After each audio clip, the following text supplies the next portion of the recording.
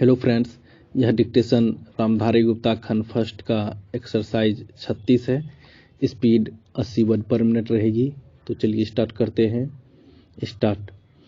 महोदय, इस संबंध में दिन प्रतिदिन बढ़ने वाले भ्रष्टाचार की समाप्ति के लिए और कर्मचारियों के रवैये के संबंध में माननीय सदस्यों ने विचार प्रकट किए। मैं समझता हूँ कि इससे कोई समझदार व्यक्ति इनकार नहीं करेगा कि भ्रष्टाचार को प्रोत्साहन नहीं देना चाहिए। अतः इस ओर विशेष ध्यान देने की आवश्यकता है।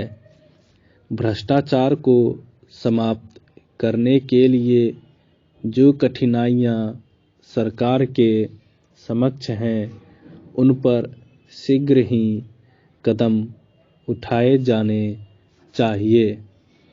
यदि सख्ती भी बरतनी पड़े तो चिंता नहीं, हमें ऐसे कदम उठाने ही हैं।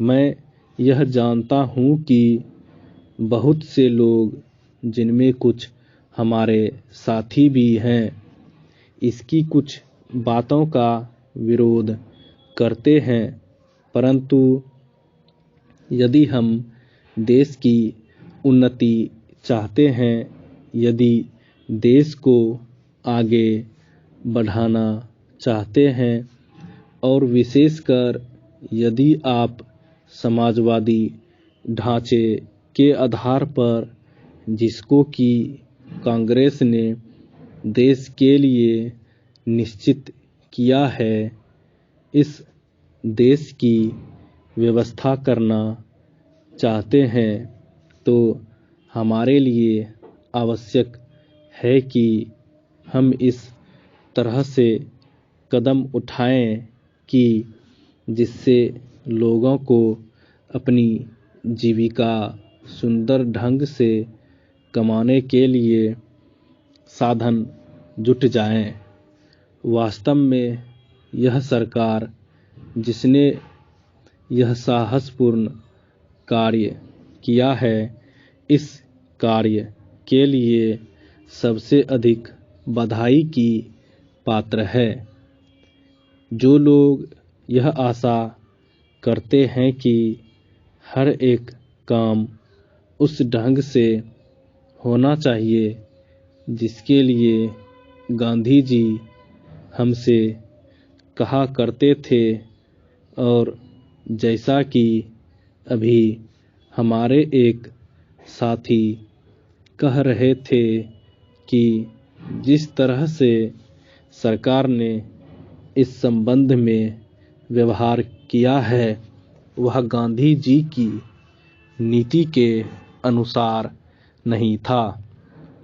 यही नहीं, उन्होंने तो एक तरह से कांग्रेस ने जो समाजवादी ढांचे पर समाज की व्यवस्था नीति अपनाई है, उसका विरोध किया।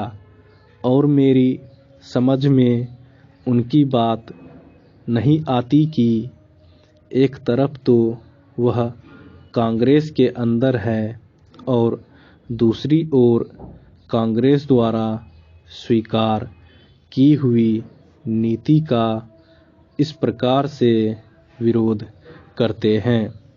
मैं समझता हूँ कि वह इस बात को भी जानते होंगे कि कांग्रेस द्वारा इस नीति को स्वीकार कराने वालों में अधिकतर वे ही लोग हैं जो गांधी जी के अनुयायी हैं और उनके सिद्धांतों में विश्वास रखते हैं।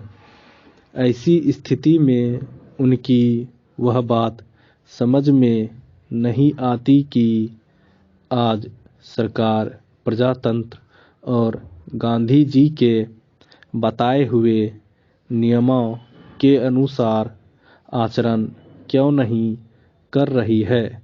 यह बात बिल्कुल ठीक नहीं है। स्टॉप।